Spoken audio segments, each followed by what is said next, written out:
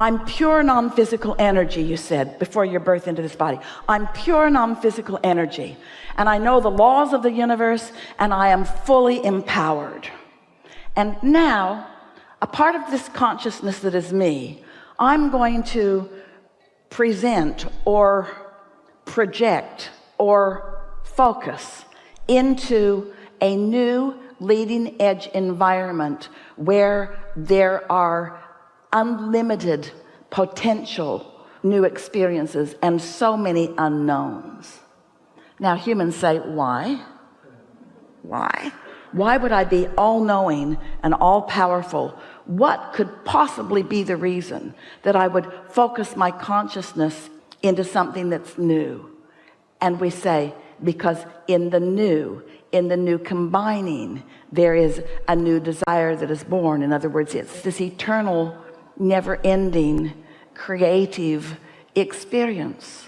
It's what eternity is about, without exposure to contrast. So now let's think about it. Let's step back. You all right? Because this is right out there on the leading edge. So the differences that we have described between you and your humanness and non-physical is that while there is resistance in every particle of the universe, even in non-physical, the resistance that exists in the non-physical, where source is, where what you call God is, where your inner being is, would not be discernible from your physical perspective. It is so refined that if there were an instrument that could read contrast, it could not read contrast in non-physical, because it would need to be an instrument that is so refined that it does not exist. Just to make a distinction, it still exists, it's just not discernible from your human perspective. So what are we saying in that? We're saying something that our earlier friend wanted to say. There's a sort of grounding in the physicalness. There's a willingness to expose yourself to a greater degree of contrast, because out of the contrast is born the new. You weren't as willing as you act like you are now in this regard. You knew you were being born with guidance, and you knew that while you were going to be exposed to contrast, that you would feel when you'd gone too far. You knew that your guidance system would let you know if you were reaching beyond the bounds that your inner being would be willing to go. You knew you weren't going to fall out of an airplane.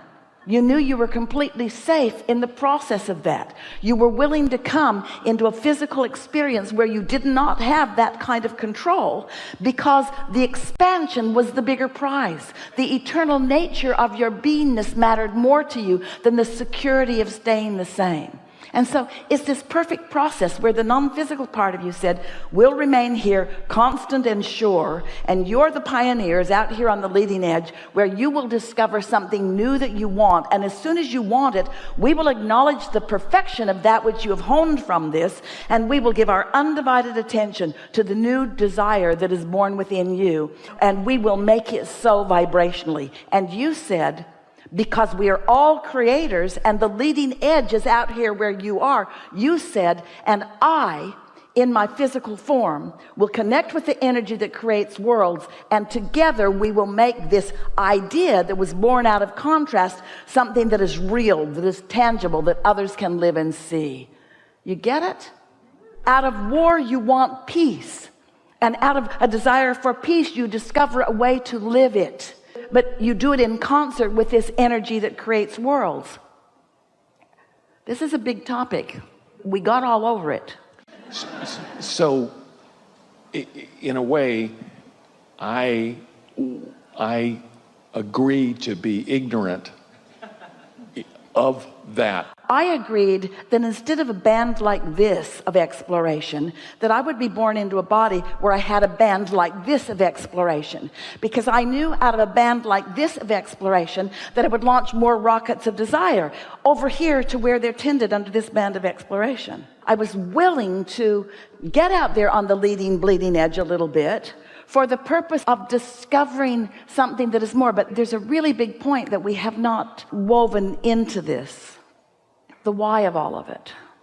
Why, if I'm pure positive energy and I'm experiencing no resistance, which is what so many humans think is the objective that we're teaching here. It isn't. We can see how you might decide that from what you hear from us. If you were in a place of no resistance, why would you come into a place where there's more resistance? Because out of that you give birth to new ideas. Well, what's the point of giving birth to a new idea if giving birth to a new idea I'm just going to allow it and receive it? What's the point? In other words, what's the point of expansion? What's the point of evolution? What's the point of becoming more? Because it's so fun to go from less to more. It's so satisfying when your life gives you an idea of something that you might like to experience beyond what is, and when your life gives you a big idea, a big reason for wanting something to be better, and then you find ways of releasing resistance of what's missing and finding the belief in the laws of the universe and the steady eye of your non-physical inner being, and you get in concert with that, so that you have the vision of what you're reaching for, so that the vision of what you're reaching for is more emphatic than the reality that exists outside of it, or the reality that even gave birth to it. And then you stand in the power of that energy, and you get to witness all of the forces of the universe bringing your idea into reality. Let's say you're a painter and you're really good at it, and you've painted a lot of really good things, and you have a gallery and there's a lot of stuff in there, and people come and they look at it, they're uplifted by it, and they like it, and you just stand there all day and just look at what you've done. Or you go into your workshop and you paint some more. Well, what's more appealing to you? Just stand there and appreciate your previous work, or to be inspired by new beauty, to discover new mediums and to discover new textures and to find new ways of displaying your creative genius? What's more satisfying to you? To stand there and watch what has been done, or to be in the process of becoming more? We're just asking you in practical terms, what feels better to you? Becoming is a big deal. Becoming is a big deal. In fact, it's an eternal deal. It's a deal that you can't stop becoming. You can't cease being in the process of becoming. But a lot of what we say falls on deaf ears with you, with humans, because you just keep wanting to get the becoming done so that you can have become. I don't want to create my fortune, I just want my fortune. And I don't want to attract my lover, I just want to be with my lover. I don't want to come to know it, I want to know it. And we say, it's the becoming that is what life really is. The never-ending becoming. That's the juicy stuff. And so that's why physicality is so delicious, because in physicality, there's a start point. Here I am, and now what do I want? And life causes you to launch it whether you want to or not. But when you come to understand the laws of the universe, and then you deliberately click into the vibration of what you've already given birth to, even though it hasn't manifested, and then you get to tune into the energy so much that you begin seeing the vision and seeing the movie and having the daydream and feeling the impulses, and then you follow those feelings and you follow those impulses, and you watch your own hands in the clay turning the thoughts that once you thought, the vibrations that you once offered. You get the experience, the delicious experience of those thoughts turning to things. You get to witness that, you see. And in your lazy humanness, you might say, oh, big deal. But we promise you, it is a really big deal. Sometimes you're so tired that these words just sound like, oh, really? I'd just like to die and rest. But what's making you tired is your own resistance. And when you discover the power of non-resisted thought, then you're going to explore the palette of diversity to which you are focused in a whole new way. You're going to love every single person that does every single weird thing.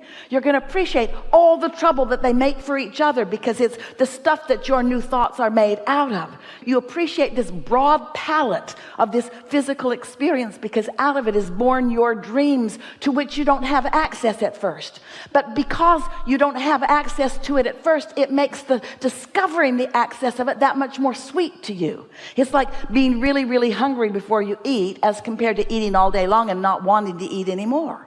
You come with a hunger for the expansion of that which you are. And why is that hunger never satisfied? Why is that hunger to expand never satisfied? Because it's that good. In a sort of similar way, you might say, Esther says it often to her family and friends, I'm never going to be hungry again. And then they all laugh because they know that isn't true. Because sometimes they eat and they are so satisfied. But isn't it nice that you become hungry again? Isn't it nice that the details of your body and the cellular machinations of your body are always putting you into a place where there is more desire for more? And while the analogy is not perfect, they never are. It's sort of like that. You have an eternal hunger for being that is satisfied by launching rockets and acknowledging that there is a gap for a while, and then the satisfaction is in closing that gap and feeling the power of who you are. But these words are not reaching you quite yet in the way that they one day will, because as you think about some of the things that we've been talking about here today, and you acknowledge the existence of the law of attraction, and you acknowledge the existence of your vortexual reality, of your vibrational reality, and you pay attention to the way you feel, and you do something about tending to your own vibration. You get out ahead of things by pre-paving and pre-planning. You put yourself in the most conducive possible opportunity to receive inspiration from your inner being by praising and appreciating and rampaging and meditating and soothing yourself. In other words, you use all the tricks that you can find anywhere, anything that causes you to feel good. You do it on a really regular basis, and then you begin your day by tuning yourself. And then as you move into your day, the first thing that feels a little off to you, you make your effort to pivot. You make your effort to find a thought that feels better. And if that doesn't work, you change the subject. And if that doesn't work, you take a nap. But your quest is always the same thing for the nap. Your quest is always the same thing. Your quest is alignment. Your quest is knowledge. Your quest is wholeness, you see.